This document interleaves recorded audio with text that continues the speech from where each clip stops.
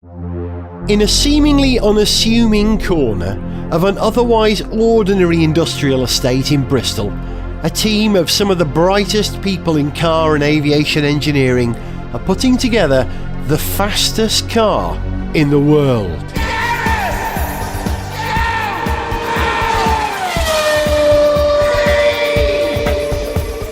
Since the inception of the Bloodhound SSC programme, Gareth Jones on Speed has carefully followed the progress of this heroic plan to build a car that will do 1,000 miles per hour. And when I was invited for a tour of the Bloodhound Technical Centre to see how they're getting on, I jumped at the chance.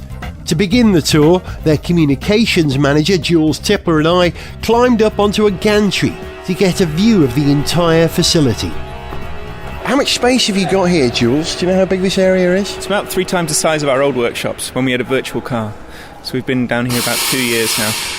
Was it difficult finding a place that met your requirements? What were your requirements? If you're going to build a 1,000 mile per hour car, what do you need? We needed something that had about 5 metres of roof height, because once you've got the tail fin on the car, it's massive. And we needed good access to the motorway, the roads. We're based in Bristol because you've got a lot of skilled engineers in this area, so a lot of the aerospace with Airbus and Rolls-Royce. So what you've got here is, I have to say, I'm standing right in front of the chassis, which is starting to take shape in a beautiful way now. The jet engine has been installed. The EJ200 engine it is, isn't it? Out of a Typhoon. Now that marks a real major milestone for the project. You haven't got elements of a car, you've got something that really is starting to be a car now. How difficult was it to get it to the stage? Did the motor go in all right? The motor did go in all right. It was a little bit nail-biting to make sure all the tolerances and the fit around it, so that's why it's been trialled installed now before they've put the skin on the upper chassis. But it's taken 6 years of research. First of all, to find the right shape, then to design the car and make sure all the 3,500 components are all going to fit together perfectly. So yeah, as you say, it's a real milestone in the build of the car, and looking forward to rolling that out. Well, that will happen soon, but you've still got some ways to go. The rocket motor's not fitted. A lot of the other, I was going to say avionics. That's not quite the right term, is it? No, it's got all of the wiring loom, all the hydraulics yet to go in. So it's probably 50% of the way through the build now. How do you organise this place? What do you actually do here? Upstairs, we've got the design office, where we've probably got about 15, 20 engineers sitting at CAD stations, detailed drawing of all of the parts. Then they go off to be manufactured all over the world by the leading specialist suppliers, whether it's aerospace, motorsport, some degrees in space, and they all come back here to be assembled. We've got a workshop in the corner over there with lathes and mills. We do carbon fibre fabrication there. In the corner here, we do hydraulics. So all of the APU, so the auxiliary power unit, which is pumping the oxidizer into the rocket, all of the hydraulics for that are all sorted in here. How difficult is it to manage a project like this? Because you're getting suppliers from all over Europe, aren't you? All over the world, in fact. Yep, and there's bits and pieces coming from Japan in the air brake door mechanisms. From Japan? Yeah. Why Japan? Apparently that's where the best materials or the best parts came from. Now, as far as completing the assembly of the car, when you roll out of here, will it be an absolute ready-to-go car, or do you do like final fitting and stuff at the test site? I expect it's going to be like all prototype racing cars. There's going to be development ongoing throughout the build and the running and the testing of the car. So we roll out from here next summer, take it down to the runway at Newquay, and we'll be doing low-speed testing up to about 200 miles an hour. Parts of the bodywork will be missing because we're using wheels with tyres on them, and you can't fit them into the car with the bodywork on. So it'll look 2/3 of a car, but it'll still do 200 miles an hour. And still be the most exciting car on the planet. Exactly. It'll be one of the loudest. I'd like to get a little closer, if I may, to the actual car itself and talk to some of the guys whose job it is to build a vehicle that's going to carry a man at a ridiculous speed. Can we do that? Sure, let's take a look. I've been introduced to Mark Elvin, who I believe is ex-Williams, amongst That's other correct. things. Yep, now lead engineer on the Bloodhound programme. When were you at Williams? I was at Williams from 1999 to 2005. Oh, wow. So how come you're working on Bloodhound SSC? It's the best project in the world. I think you're probably right. There's no two ways about it. Technologically, it's the most challenging thing I've ever worked on. Really? Over and above the demands of Formula One? Massively, yes. Really? Yes. Nobody's ever done this before. Formula One, it's a series of iterations of design year on year. Even when there's a regulation change, you still have the basis of a car. This was started with a clean sheet design from day one.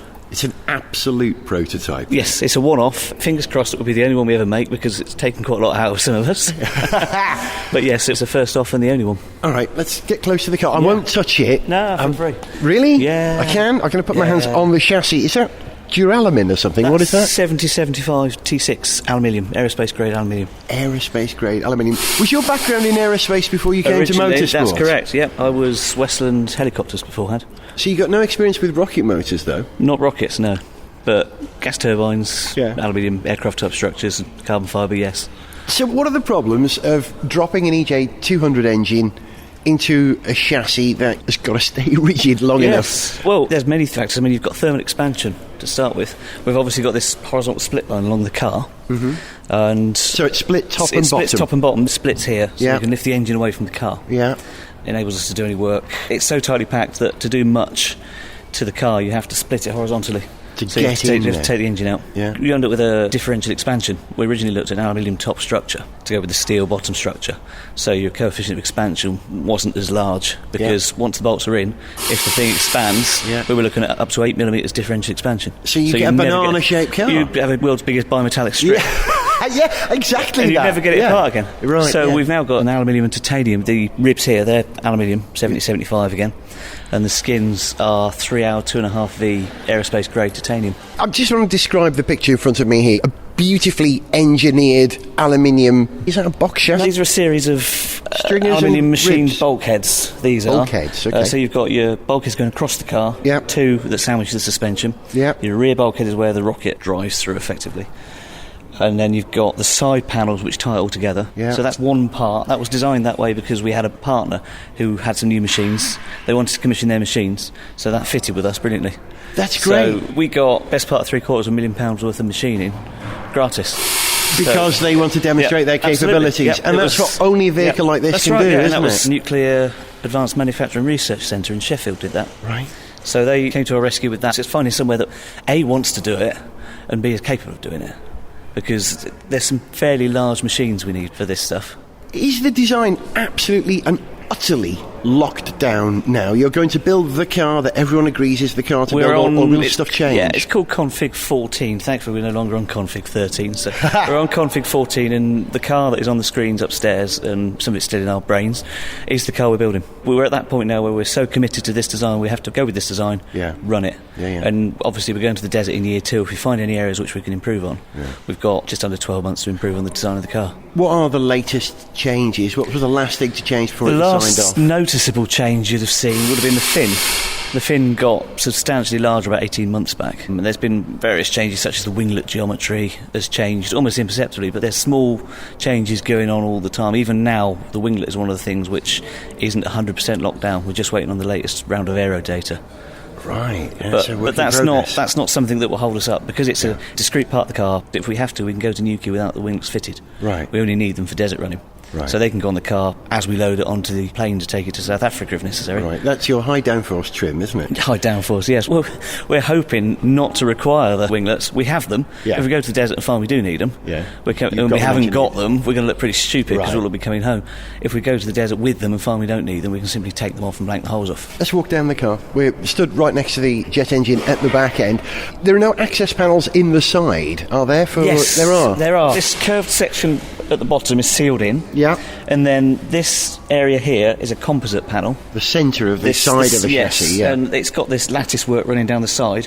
When we remove that composite panel, what you see there is what you'll be able to work through. Right. So it looks like there's a load of space, but we've still got a load of stuff to go in there. Fill it. Yeah. Just like an F1 car, you fill every possible corner. Yeah. You think, how can you run out of space in a car that's nearly 14 metres long? Quite quickly. Yeah. Well, you've got fuel taking up a lot of space. Yes, we have. We've got 3 fuel tanks. We've got the primary fuel tank, which is about 450 litres. That's kerosene? It's Jet A. Jet A. Yeah. And then we've got these 2 secondary tanks.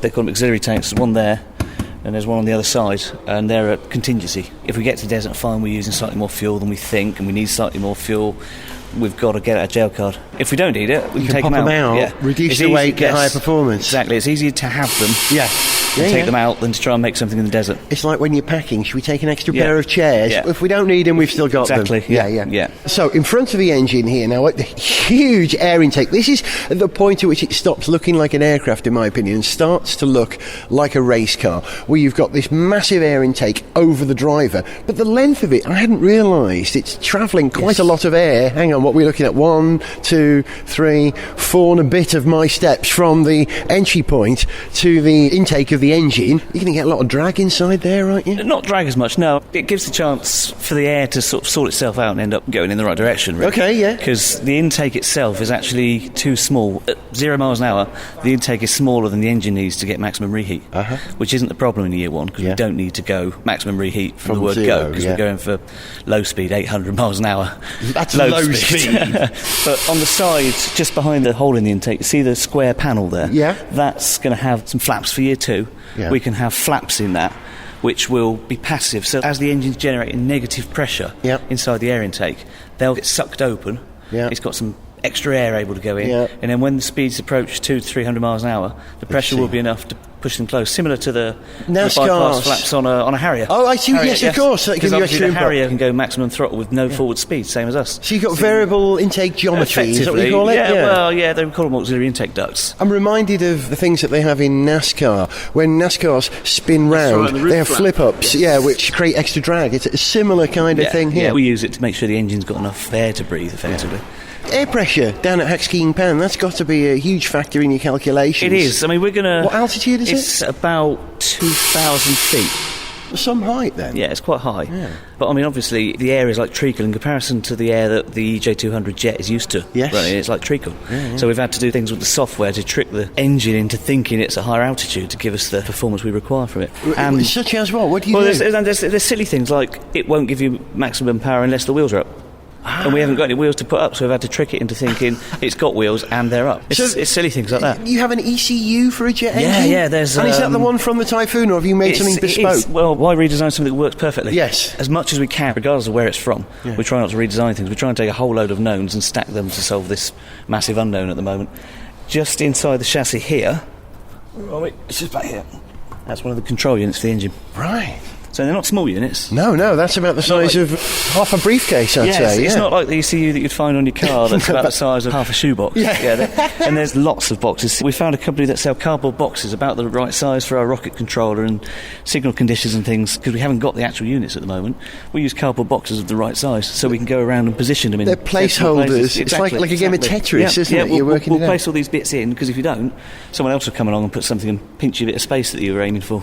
The carbon fibre elements of the chassis, who made those? Where were they made? These were made by URT in Bognor. They're a motorsport-based Didn't they company. do the A1GP car, the second they did, one? From memory, yes. Isn't that funny? They did. In fact, the guy that designed the A1GP car chassis designed this. No. Yeah, same guy. Really? Yeah, he's a chap called Stuart Allen, one of the top composite engineers in the world, really. He's a very, very clever chap. It's the legacy of A1GP. Yes, yeah. I mean, this is, in terms of volume, it's about 6 times the volume of a Formula 1 car tub, because it's sort of twice the length, twice the height, and nearly twice as wide. And it weighs just over twice as much. So it's quite an efficient piece of structure. Yes, it is. And we're not having to go for the side impact tests and things like that, so because we're not going to have another car crash into the side of us, so we don't have to meet those safety criteria equally. The thing is, it has been designed to be strong in the event of the type of accident that we will hopefully never see. It's strong where it needs to be. We've got this big edge member around the cockpit to stiffen up the aperture and things, but we don't need to do the same sort of tests as the F1 teams.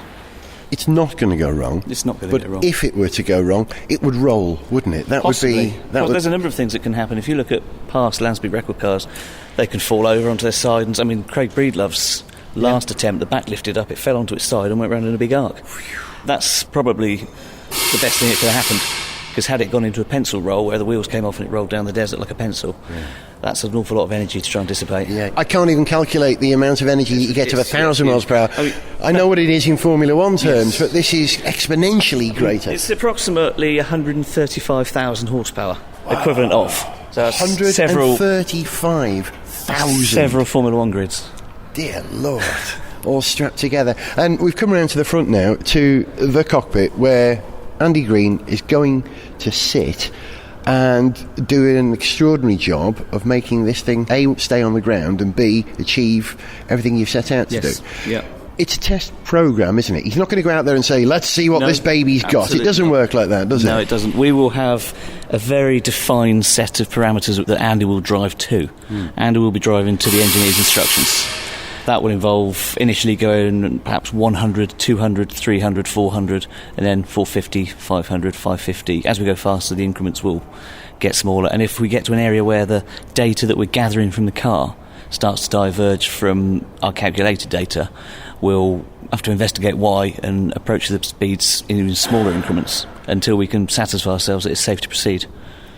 When aircraft are designed, they're designed with a number of cycles in mind, take-off and landing. Yes. Have you built a number of cycles, if you like, into this? Do you know how many passes? Roland, our stress engineer, is ex-Airbus. Right. So he has insisted that we design everything to the same factor of safety as an Airbus. So everything's got a factor of safety of 2 on it, so it's twice as strong as it needs to be.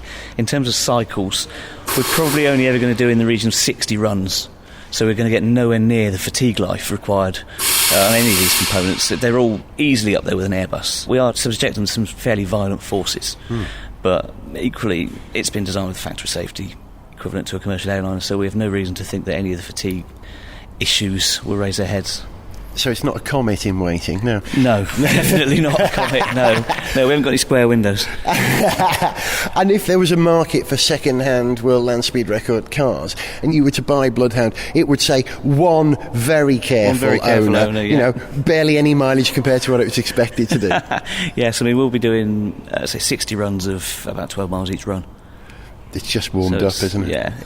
Mark, a thrill to have the chance to Pleasure. get so close to the actual car rather than a model, and to meet the man who's making it work. Thank you very much indeed. Thank you very much. It's a pleasure.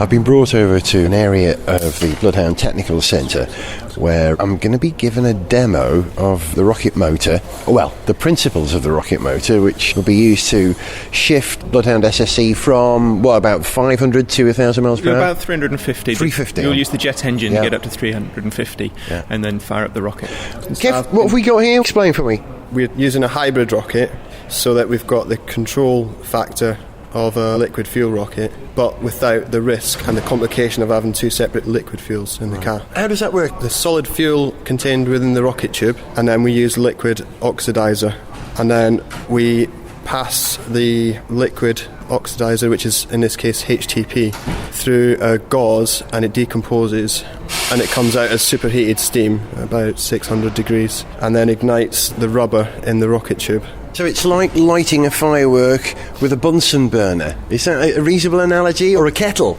Yeah, essentially, yeah. So I'm looking at a setup here which is an aluminium frame with a perspex or glass tube in the centre, and inside that tube I can see what is that? It's a perspex tube, and all you can see there is this area in the centre where the perspex has burned away. So we pass oxygen through the perspex tube, and the perspex begins to melt with the flame inside, and the perspex becomes the fuel that mixes with the oxygen. So the perspex itself? So the perspex is actually the fuel in this case. Yeah, and on Bloodhound it's HTPB rubber, which is similar to car tyre rubber. And the stuff that Virgin Galactic use, I believe, are the hydrogen peroxide and rubber, is that right? Is that what they're using for the SS2? No, I we think don't they're using something different. They use nitrous oxide as their oxidizer rather than hydrogen peroxide. Okay. But they're using the same rubber compound, or at least very similar, Rubber as a fuel is quite a cultural leap, isn't it? I should explain, you've got the whole thing coupled up to an oxygen cylinder, and there's a really great spark plug sticking out the top of the assembly here, and a control box of some kind. Explain what you're going to do here for me. This is actually in development at the moment. We wanted to have it so it's a standalone system with a spark plug, and you could just turn the oxygen on, and we were going to use gas, basically camping gas, to get the flame going and start to melt the perspex, and then turn it just to purely oxygen, so it then becomes the hybrid rocket similar to what's in the car. At the moment we're just using the oxygen, and we're using a bit of twin flex to ignite rather than the spark plug. So just a bit of wire, just to get any old electrical current in there? It's just an Arduino module, hooks up to an ignition unit there and an LCD display. Can we see it go then? Can you fire it up here? Yeah, we're just about to start it out. Okay, do I need to stand back? 1 second. We can do repeated firing, so it might be worth us just having a practice go. Yeah, go on then. So this is your solid fuel, is effectively a Perspex tube, and you can see where it's burned away there. That's extraordinary. You wouldn't think of something that solid. I always imagine solid fuel as being like a talcum powder, a very highly compressed talcum powder. But in the case of this hybrid rocket, I'm holding a cylinder of Perspex. It's only a cylinder because the centre has been burnt out. It would have been a Perspex rod.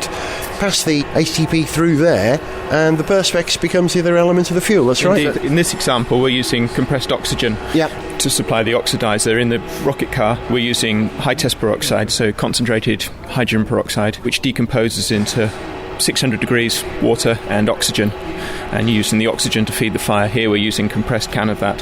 So we fire it through, we ignite the oxygen, and then it causes that to vaporise in the plastic and burn that as the fuel. Fascinating. I'm going to stand back and watch this. So if you look at this tube, there's a bit of an optical illusion there. It looks as though it's spread out and melted probably about 60-40, yeah. halfway through the thickness. But if you actually look down the centre, It's completely parallel. you can see it's... So why is that? Why are we getting an optical a big illusion? deal. A lens of some kind? Yeah, exactly. So it's the same properties as a lens with a cylinder. Fascinating. So the idea of this demo is we take it into schools to showcase rockets. So it's a quick and easy demonstration we can do with school kids. They're just setting up now, squirting some brake cleaner into one end. He's opening the valve. There's some oxygen being fed into the motor now. The Arduino board is connected via a twin flex to the other end. He's opening a valve to allow oxygen in, and it's cooking. It's cooking. I can see a black flame through the Perspex, and there was a puff at the back end as they get the balance of the mix right. Like any motor, you've got to get the mix right, haven't you? We're just setting up for a second go now, trimming the end of the flex, making sure that we've got an electrical current that's going to be fed in the blunt end of the motor. Did you stall it, not give it enough gas? Yeah, I do put enough oxygen too. It's been a while. There we go. Let's try again. A little bit of cleaning fluid on the end of the wire. Wire goes in the blunt end of the rocket rig, and in goes the gas.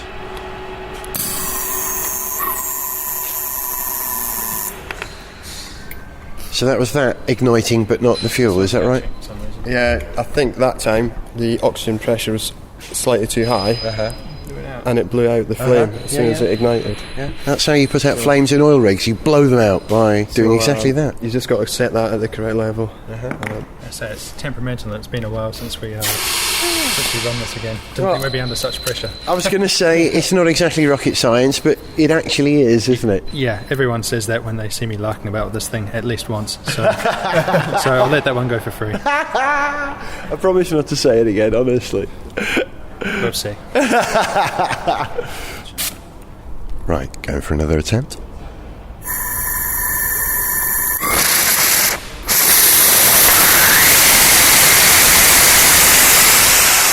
That's great, the motor started. It blew out the cable out of the end, and now it's in front of us. Oh, that was rocket science. I said it again. I'm sorry. I said it again. Very small amount of power here. It's a demonstration. The amount of power you get from the rocket motor in Bloodhound is what? 12 tonnes of thrust. 12 tonnes of thrust. Very quickly. And how long does it burn for? About 17 seconds. So in 17 seconds it goes from 350 to 1,000 miles per hour. Yeah. And you can refuel that rocket how quickly? Well, when you do a run down the desert, you've then got an hour to turn the car around and come back in the other direction, to come out of the flying miles, out of the timing gate, the other direction. So they reckon it's about 40-45 minutes to refuel. And how do you do that? Because it's solid. The rocket fuel itself is a rubber cast inside a tube, and you'll pull that out, undo some clips, slide it out the back of the car, and put a new one in. The challenge is it's going to be very hot. So, So it's like changing a sort of an ink sponge, that whatever they call it, that goes in a pen, you know? Yeah, effectively, you're just unclipping some circlips and pulling the rocket out and put a new one in. So like a fresh battery, effectively, on a hybrid. If you're hot swapping a hybrid. Good luck with that, yeah. Good luck. What we demonstrated there was a good illustration of how easy it is to control that once it started. We can throttle it. Yeah. We can just turn it off whenever we like. That's because it's a hybrid. The solid rocket boosters that the shuttle use are fireworks. They're on or off. There's no throttle. And you can't turn them off once they've started. Yeah. So we've got the full control there of the liquid rocket. Beautiful.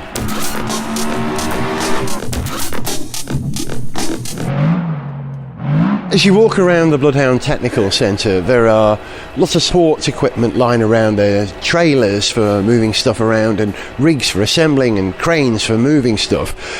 Two things have drawn my attention. One is a wheel with a tyre on it, and the other one is possibly one of the most beautiful pieces of engineering I've ever seen. And Jules, this is actually one of the wheels from the car. It has 4 wheels? It does have 4 wheels. This is the first of the desert wheels. So it's 90 kilos of solid aluminium. It was forged out in Otto Fuchs in Germany, the same people that make Porsche wheels. Then it was taken up to Castle Precision Engineering up in Glasgow. They've machined it down. Rolls-Royce have put it on one of their test rigs and spun it. So exactly the same way they spin test the rotor blades for a turbine. So it's been spun test to 1100 miles an hour. And if you feel it, you can feel the V-shape on the edge of the wheel. This gives it some lateral grip on the desert. So it sinks into the desert a little bit and gives you some sideways grip. Then as the car goes up to speed, so up to 400 miles an hour, it will come up on plane and just be skinning across the desert floor. So exactly like a hydroplane with a reasonably steep V on the sponsons of a pontoon. When it sits in the water, it's cutting in, and it'll be cutting into the surface in Axkeen Pan, but it skims the surface. At low speed, it's 3 or 4 inches across, so it sits down on the desert floor, and then when it's at full speed, it'll be about 1 inch across the contact patch of the wheel on the desert. And the front wheels will act more like rudders in the airflow than actually gripping the desert. Wow. Canard rudders at the front to give you your control, because friction is your enemy. You don't want it to be creating friction with the ground. That's going to stop you from achieving that slows you down, exactly. Yeah, so at full speed it behaves more like a boat than it does a car or a plane. And all this has been proved by computer modelling? Yeah, it's been doing computational fluid dynamics. Swansea University have done all of the study over there using supercomputers. So we know mathematically it's good to go, but we won't know if they've got their sums right until we start running the car. I know you've got some bright sparks upstairs in your design office. I'd like to ask them if they believe this is going to work or not. Can we go up? Let's go meet them. We've come upstairs to the Bloodhound design office. This reminds me of being at Lola. It's a very similar sort of setup at Lola. Lots of very smart people working on CAD-CAM. What are you doing here, Mark? What are we looking at? This is the rear upright for the car. We're just going through detailing. We've been through a couple of iterations of design, going backwards and forwards between myself and Matt, the stress engineer, on optimising the geometry for the rear upright to get the stiffness and the strength correct in various braking and lateral load. And is this directly comparable to what you do in Formula One? Yes, it's exactly the same process. We use topological optimisation. It's the same process. You have a number of iterations of the part. Eventually you hone down on the optimum design. I mean, we're limited by time available to us. We could keep going and pare every last gram out of the component, but we get 90-95% done and send it. You know, it's not a compromise on strength or safety, it's a compromise on weight.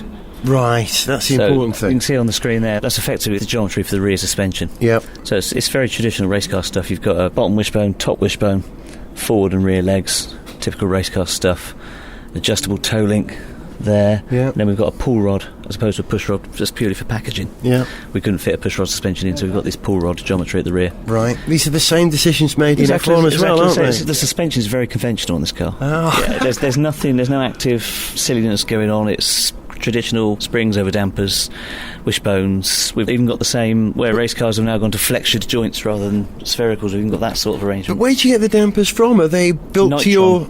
Nitron. Yeah. Nitron? Yeah, they're built to our specification. We've got the dry build units downstairs as a space claim at the moment with the remote reservoirs. Once we've given them the thumbs up and fit them on the car, they'll build us the proper car units. And the springs are from IBAC. Again, they're just very, very heavy-duty springs. I mean, you can stand on them and they don't really move. Wow. The spring rates are huge. So when you phone up these places and say, look, I know you make springs that are good for this purpose, and this purpose, can you supply a spring that meets these specifications? What sort of reaction do you get from these people? What on earth are you going to do with that? To start with. Yeah. Normally, we've been very lucky. A lot of our partners and people we've been ordering stuff from have been really accommodating. 9 times out of 10, they come up with the goods. And where they don't, we'll have to change the design so they can.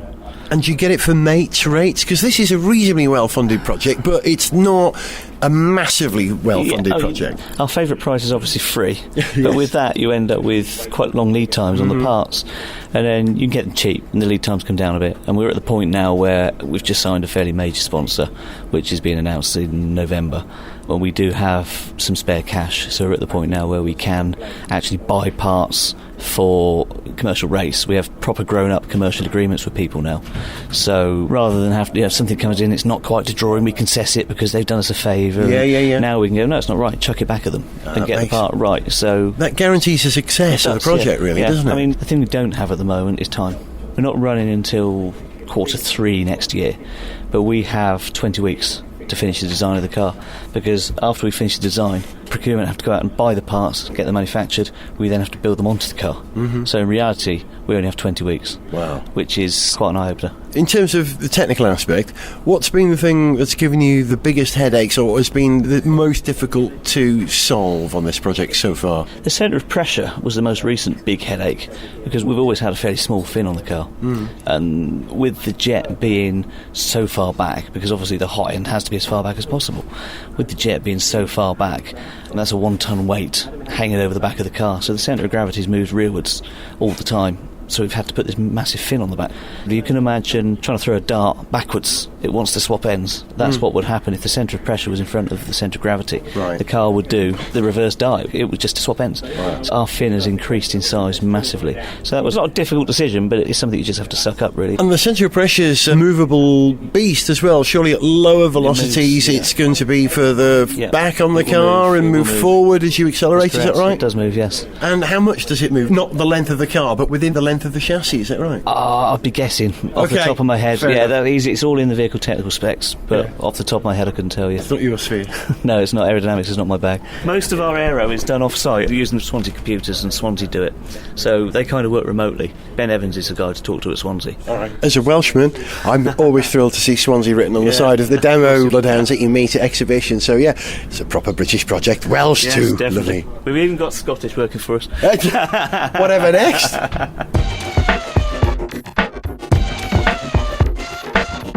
I've come over back to the chassis where there's some vacuuming going on. What are you doing? I'm just cleaning up a little bit of swarf from various components that have been trial fitted. So this isn't quite like being in a clean room where they build satellites, but you have to maintain the chassis as clean as possible at all times, is that right? Well, it's a kind of damage limitation. You know, you do particular jobs that generate a little bit of mess, whether it be it fettling composite or drilling holes and generating a little bit of swarf. And the best way to keep on top of it is to clean up as you go, kind of thing, so that it doesn't migrate into bits of the car that you don't want it to migrate into. It must be a real fear that something will drop down into a section of the chassis that you know it's there, you can't find it, you can't get to it.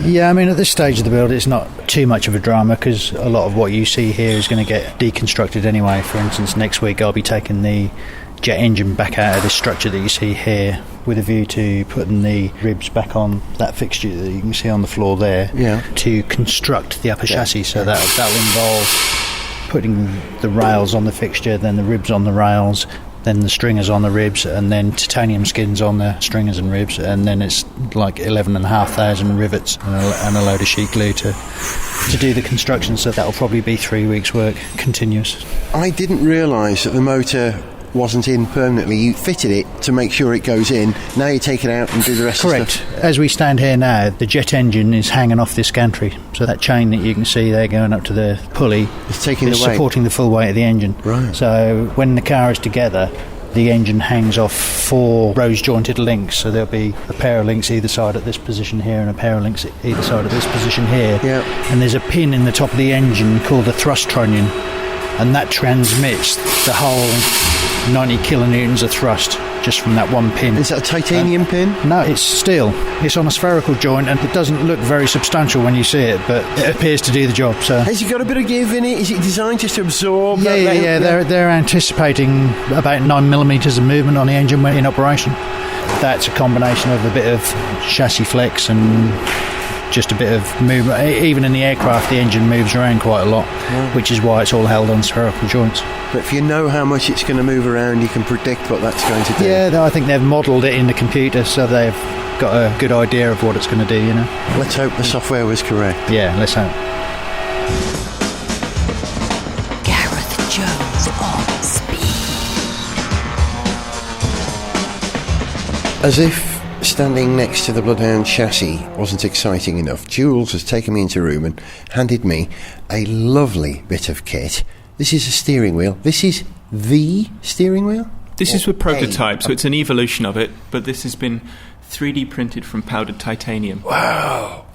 It is a beautiful thing. The steering wheel is, of course, the wrong word. I'd call it a steering oblong. Yeah, it's a bit of a butterfly shape. Yeah, it's like a pair of pistol grips joined by a couple of titanium bars, and it's got a set of buttons on the top left-hand side as in a road car for controlling your phone or your audio. That one does your air brakes. One on the left. Those two do parachutes. Right. So you have parachute 1, parachute backup. Yeah. And these are for the radio communications. So slowing down on the left-hand thumb and on the right-hand side comms. And on the back of them, you'll notice there's 2 triggers. Oh, yeah. Just like in a video game, really. Exactly. That's so funny. Yeah, so your left-hand trigger is stage 1 of the rocket, so it lets through a tiny bit of your high-test peroxide to start warming up the catalyst pack. That's effectively like the choke on an old car.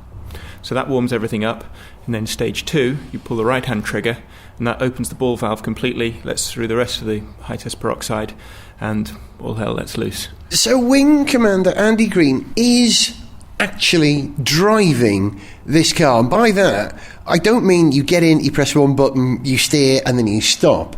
He's got an awful lot to do in there. He's got quite a high workload, a sequence of events that he has to follow. How much is he an engineer and how much is he a pilot or a driver? Andy, we're very lucky that Andy's the only man who's driven faster than the speed of sound before. So he brings all of the experience from Thrust SSC and indeed driving JCB Diesel Max to the team here. So he gets involved in every step of the engineering process. He's a mathematician. He's got a first-class degree in maths before he became a Royal Air Force fighter pilot. So he brings all of these skills, gets involved with all the engineering and has an understanding of how it goes together, and certainly gives his opinion on things that he likes, things that he doesn't think will work. And you don't have a reserve driver? No, the cockpit and indeed the car is all based around Andy and his experiences of flying fast jets. Flying fast jets is one thing. Driving a car at 1,000 miles per hour on the Earth's surface is a very hazardous exercise. It's a risky exercise. If you were going to do the maths on this, would you have an 80% chance of achieving it? A 90% chance? Can you put a figure on it? Well, asking the team this question, we all think we're 100% certain that we're going to achieve it. But then going fast is not the primary aim of the project. We picked a number, 1,000 miles an hour, as an aspirational figure. The whole principle is getting kids interested in science and engineering. So we're sat here, we've got the bug, we like cars, we like engineering, we like science. But what we're trying to do is inspire the next generation to get the bug too. So you pick an aspirational figure like 1,000 miles an hour, and if we get to 999 miles an hour, but we've got a whole generation of kids growing up who've got the bug, then fantastic. Job done. Job done. As the Apollo space program was for me, that was the launching point for me for my interest in science, engineering and technology, and you're doing it from a UK base. Tell me about the schedule now. We're in October 2014. We're talking about 20 weeks upstairs. What happens in 20 weeks? In 20 weeks we need to have all of the parts finished, designed and off for manufacture. So it all comes back to the workshops here in Bristol for assembly. Roll out of here next summer, so August, September, take it down to the runway at Newquay to do low-speed testing. That goes to plan. Then we bring in an aircraft, fly it straight out to South Africa, where we're running on a dried-out lake bed called the Hakskeen Pan. The aspiration is to get up to 800 miles an hour, late summer, early autumn. Now it's a dried-out lake bed, it floods every winter. So we'll bring the car back here, we'll strip the car down, do a whole lot of development, and go back again in 2016 to try and crack 1,000. That is about the most exciting thing I could imagine. Cars travelling at those sorts of velocities. What I didn't realise is that you're going to go straight from UK testing out to testing at there. It's real. This is going to happen, and it's soon, isn't it? Yeah, it's happening next summer. How can people who listen to Gareth Jones on Speed get involved with this project and make sure it has all the funding it needs, amongst other things? It's £10 to put your name on the tail fin. If you go to the Bloodhound website, you type it in, you pay by PayPal, and your name goes on in about size 6 font, and you get a certificate. So it's a great present for Christmas. We'll be following it on Gareth Jones on Speed very, very closely. Jules, thank you so much for the tour today. On behalf of all the podcast listeners who are backing this project, thank you. Fantastic, Gareth. Thank you. You've been listening to Bloodhound SSC's Communications Manager, Jules Tippler, Engineering Lead in Mechanical Design, Mark Elvin, Systems Engineer, Kevin Murray, Assembly and Build Technician, David Tufts, and Rocket Engineer, Ed Fletcher. I'm Gareth Jones. You'll see my name on the fin of the world's fastest car. See ya. To send us an email, see pictures, get song lyrics, join our Facebook fan site, follow us on Twitter, or to find out about sponsorship opportunities, go to garethjones.tv. Gareth Jones on Speed is made in London by Whiz Bang. Gareth Jones on Speed!